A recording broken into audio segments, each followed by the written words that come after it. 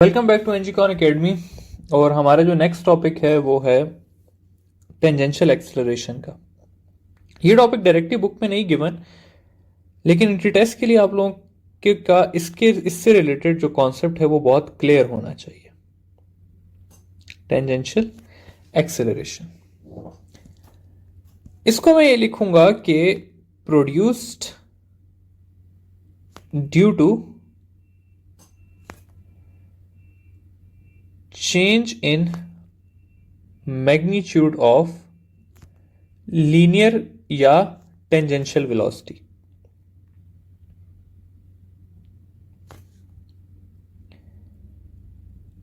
क्या मतलब है इसका?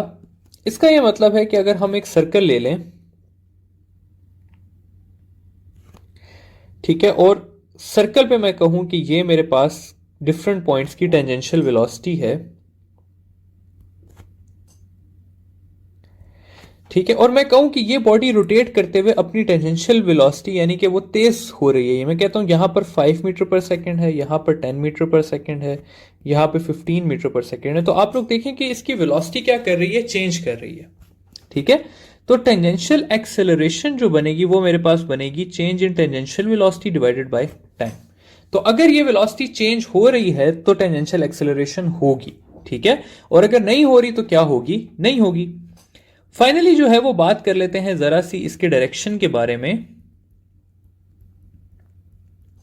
कि इसका डायरेक्शन किस तरफ होगा, ठीक है। तो डायरेक्शन के लिए क्या है कि डायरेक्शन मैटर करता है कि वेदर जो उसकी वेलोसिटी है वो इंक्रीज कर रही है या डिक्रीज कर रही है। फॉर एग्जांपल यहां पे मैं कहता हूं कि वेलोसिटी 20 से 15 हो गई और फिर 5 हो गई। तो पहले सर्कल में यानी कि लेफ्ट साइड वाले सर्कल में देखें तो वेलोसिटी इंक्रीज कर रही है, जबकि राइट साइड में डिक्रीज कर रही है। रूल क्या है हमारे पास? रूल ये है कि अगर हमारे पास लीनियर वेलोसिटी इंक्रीज कर रही होगी तो v और a का सेम डायरेक्शन होगा, और इसके बरक्स अगर वेलोसिटी हमारे पास डिक्रीज कर रही होगी तो v और a का ऑपोजिट डायरेक्शन होगा, ठीक है। फॉर एग्जाम्पल अगर मैं इस केस में लूं तो अगर v का ये डायरेक्शन है तो टेंजेंशियल एक्सेलरेशन का भी यही डायरेक्शन होगा, और इस केस में क्योंकि डिक्रीज कर रही है तो टेंजेंशियल एक्सेलरेशन इसके ऑपोजिट होगा, ठीक है। तो ये बात आप लोगों ने टेंजेंशियल एक्सेलरेशन के बारे में याद रखनी है। अच्छा, टेंजेंशियल एक्सेलरेशन जो है वो क्यों इंपॉर्टेंट है, वो अब हम आते हैं अपने मेन टॉपिक की तरफ जिसके लिए मैंने आपको ये पढ़ाया है, और उस टॉपिक को मैं नाम देता हूं यूनिफॉर्म एंड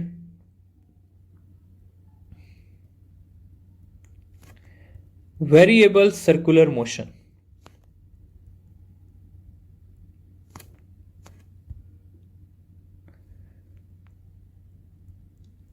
और ये टॉपिक करने के लिए मुझे आपको पहले थोड़ा सा ब्रीफ करना पड़ेगा कि ये क्या है, क्यों है। कोई भी अगर सर्कुलर मोशन है तो उसके अंदर 3 एक्सेलरेशन स्टूडेंट्स पॉसिबल हैं। पहली है जी टेंजेंशियल एक्सेलरेशन, जो कि होती है change in magnitude of tangential velocity की वजह से, यानी कि अगर टेंजेंशियल वेलोसिटी चेंज हो रही है तो टेंजेंशियल एक्सेलरेशन बनेगी। दूसरी एक्सेलरेशन होती है सेंट्रीपिटल एक्सेलरेशन, जो कि हमने पढ़ा था होती है due to change in direction of velocity की वजह से। और तीसरी एक्सेलरेशन हमने पढ़ा है एंगुलर एक्सेलरेशन अल्फा, जो कि है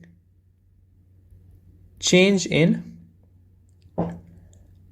एंगुलर वेलोसिटी यानी कि ओमेगा की वजह से, ठीक है। इन तीनों को मैं कलर्स इनके सेपरेट कर देता हूं ताकि आप लोगों को ये फर्क करने में आसान हो।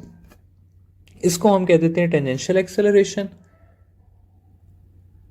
पर्पल हम बना देते हैं सेंट्रीपिटल एक्सेलरेशन को, और येलो हम रहने देते हैं अल्फा को, ठीक है। तो ये आ गया हमारे पास। अब मैं 2 एग्जांपल्स लेके चलता हूं और उसके साथ हम डिस्कस करते हैं। पहला मैं कहता हूं जी हमारे पास ये सर्कल है, और इसमें जो वेलोसिटी है वो स्पीड है, सॉरी, वो हर पॉइंट पे 5 मीटर पर सेकेंड ही है। हर पॉइंट पे कितनी है? 5 मीटर पर सेकेंड है। इसके मुकाबले में एक और सर्कल है, उसकी जो है वो इंक्रीज कर रही है, यानी कि 5 से 10 हो गई, 10 से 15 हो गई। अब हमने देखना है कि इन दोनों में एक्सेलरेशंस का क्या हिसाब है। सबसे पहले बात करते हैं जी टेंजेंशियल एक्सेलरेशन की। तो इसकी वेलोसिटी जो है, लीनियर वेलोसिटी का मैग्नीट्यूड वो कांस्टेंट है, वो चेंज नहीं हो रहा। तो अगर वो चेंज नहीं हो रहा तो क्या टेंजेंशियल एक्सेलरेशन होगी? नहीं होगी, क्योंकि टेंजेंशियल एक्सेलरेशन क्या है? Change in magnitude of terminal, वो टेंजेंशियल वेलोसिटी। तो अगर टेंजेंशियल वेलोसिटी हर पॉइंट पे 5 है तो वो कैसे बन सकती है? वो 0 होगी। दूसरी बात कर लेते हैं सेंट्रीपिटल एक्सेलरेशन की। क्या ये वेलोसिटी अपना डायरेक्शन चेंज कर रही है? तो हाँ जी, हमें नजर आ रहा है इस पॉइंट पे ऊपर की तरफ है, इस पॉइंट पे लेफ्ट साइड पे है, इस पॉइंट पे डाउनवर्ड है, तो अपना डायरेक्शन वो चेंज कर रही है। तो अगर चेंज कर रही है तो सेंट्रीपिटल एक्सेलरेशन होगी। जी हाँ होगी। किसके इक्वल होगी? v²/r के इक्वल होगी। फाइनली देख लेते हैं, और इसमें मैं बनाऊं तो सेंटर की तरफ डायरेक्टेड होगी, हर पॉइंट पे ऐसे करके होगी। आखिरी अगर मैं कहूं कि भाई क्या इसके पास अल्फा है, यानी कि एंगुलर एक्सेलरेशन है, तो इसके पास एंगुलर एक्सेलरेशन भी नहीं है, क्योंकि इसका ओमेगा क्या है? कांस्टेंट है। अगर v कांस्टेंट है तो ऑब्वियस सी बात है कि ओमेगा भी कांस्टेंट होगा, और ओमेगा कांस्टेंट होगा तो अल्फा कितना होगा? 0 होगा। तो अगर एक बॉडी यूनिफॉर्म सर्कुलर मोशन में रोटेट कर रही है, यानी कि उसकी जो स्पीड है वो नहीं कम ज्यादा हो रही, तो उसके पास सिर्फ एक एक्सेलरेशन होती है। कौन सी? सेंट्रीपिटल एक्सेलरेशन होती है। अब हम बात करते हैं वेरिएबल स्पीड से मूव करने वाली बॉडी के बारे में। यहां पर अगर आप देखें तो इसकी वेलोसिटी जो है वो वेरिएबल है, वो चेंजिंग है। तो इसके पास क्या टेंजेंशियल एक्सेलरेशन होगी? जी हां होगी, क्योंकि इसकी वेलोसिटी पहले 5 थी, फिर 10 हो गई, फिर 15 हो गई। क्या इसके पास सेंट्रीपिटल एक्सेलरेशन होगी? जी हां होगी, क्योंकि इतना डायरेक्शन चेंज कर रही है, और सेंट्रीपिटल एक्सेलरेशन टुवर्ड्स सेंटर होगी। फाइनली अगर मैं कहूं कि क्या इसके पास अल्फा होगा, तो ओमेगा भी जो है वो इसका चेंजिंग है, तो इसके पास अल्फा भी होगा। तो अगर एक बॉडी वेरिएबल स्पीड के साथ घूम रही है तो उसके पास तीनों किस्म की एक्सेलरेशंस होंगी। फाइनली मैं आपको एक्सेलरेशंस के बीच में एक रिलेशन दिखाना चाहता हूं। कंसिडर कर लेते हैं यहां पर हम एक पेज, और उस पेज पे एक बॉडी जो है वो रोटेट कर रही है इस तरह से। ठीक है, अब मैं कहता हूं जी कि इसके हम एक्सेलरेशंस फाइंड करते हैं। बिल फर्स्ट ये वेरिएबल है, तो वेरिएबल के लिए जो अल्फा का डायरेक्शन होगा वो अलोंग एक्सिस होगा।